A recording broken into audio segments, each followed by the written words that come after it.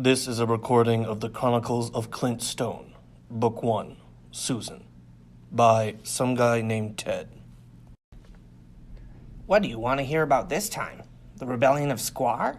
When Clint turned pirate and raided several Empire ships? Oh, that's right. I promised you the story of when he flew a ship into a star. That was a nail-biter, let me tell you. Clint and I had only been free for about a month. We had been flying around the stolen Mentis ship from Noise, and it was not the greatest ship in the galaxy. Things were always falling off or breaking. One time, Clint got so mad at it, he pushed his foot through the wall in anger.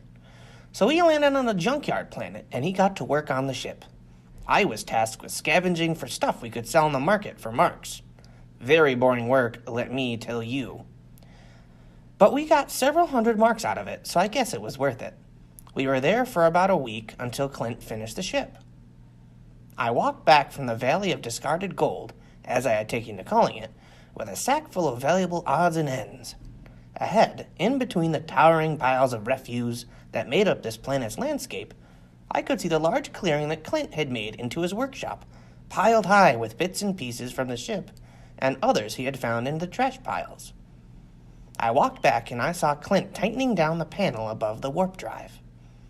"Is she done?" I asked. I had no idea how far along Clint was on the ship. I am not mechanically inclined.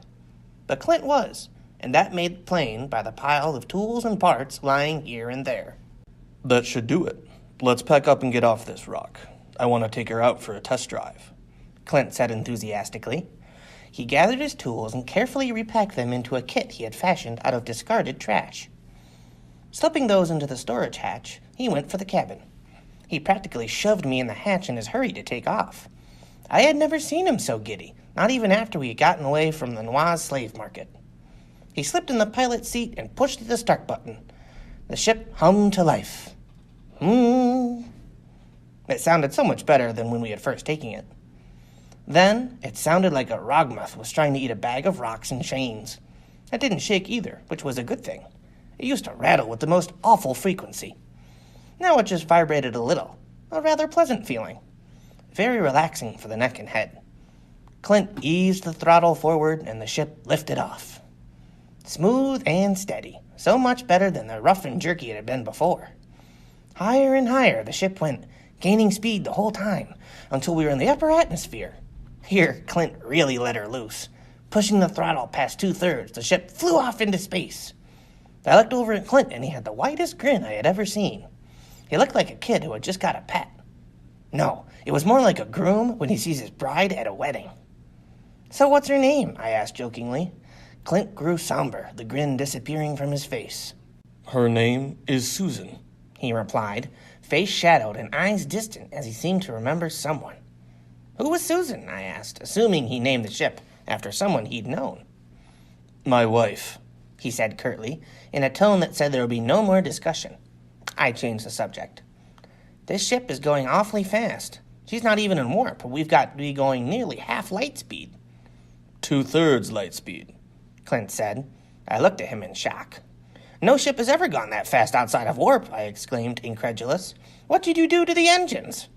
"Nothing. I just cleaned out the pipes, added a few quantum defoilers, built a new quark processor and flutron binder, and streamlined the warp inhibitor.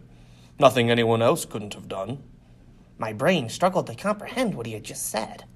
When I made progress into that technobabble, I realized that Clint said he had built or reconstructed new machinery for the ship to run on, better than anyone had ever made before, in the middle of a junk heap. Just who was this human, and was there an end to the things he could do to surprise me? I noticed out the viewport that the star ahead of us was getting awfully big, really fast. I looked over at Clint, checking to make sure he knew what was going on. He did, his green eyes fixed intently on the star. I settled back, waiting for him to veer off. He didn't. Clint, there is a star in front of us. You're driving into it," I said, worried. "I know," came the response. Good. Are you going to change directions?" "No." "What? Was he crazy? We will be caught in the star's gravity and incinerated." I grabbed the edge of my seat. The star grew closer and closer. Clint reached over and pushed the throttle to 90%. We drove towards the star, faster and faster. We were surely going to be burned into a crisp. I didn't know what had gotten into Clint. I may have upset him by asking about Susan, but he was overreacting a little bit. "What are you doing?" I shouted. "You're going to get us killed." What? He seemed genuinely puzzled, as if he didn't know we were driving towards the surface of a giant burning ball of gas exceeding 10,000 degrees.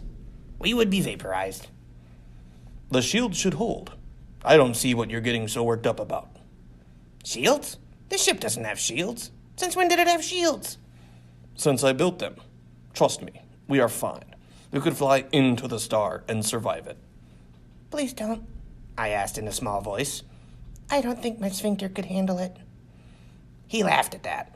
He turned the ship around and flew off into the stars. And that's the story of how Clint Stone, that crazy, suicidal human, flew into a sun with a ship he had just made the fastest in the galaxy, all to test the shield that he had just built with scraps. And that was not the only time Clint has made something better. That man is a genius with technology. He could take a blender, for food, and turn it into a computer capable of predicting the future. And it would be right. You seem to be interested in Clint. What story should I tell next? This has been a recording by Uncle Lyle for my fiancé and anyone who loves HFY. I hope you liked it, and remember to come back next time.